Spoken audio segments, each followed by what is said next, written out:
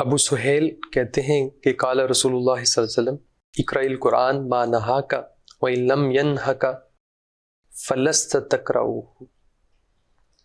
یہ ایک تیسرا پہلو اس تیسرا میں پہلو آ صاحب. گیا. پہلا پہلو تو یہ ہوا کہ قرآن کی تلاوت کا معمول ہونا چاہیے.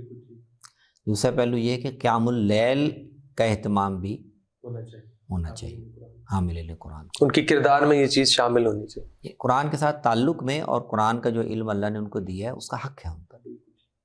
ٹھیک.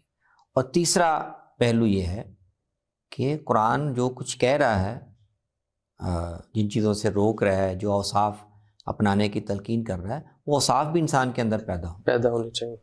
اگر قرآن کے حلال حرام میں اوامر و نواہی پر انسان کا عمل نہیں ہے تو آدمی بے شک قرآن پڑھتا رہے، الفاظ پڑھتا رہے، وہ اصل میں قاری قرآن کا نہیں ہے.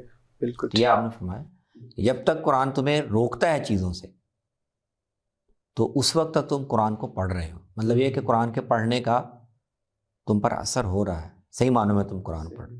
اور اگر نہیں روکتا تو تم اصل میں نہیں پڑھ رہے، گویا پڑھ ہی نہیں رہے.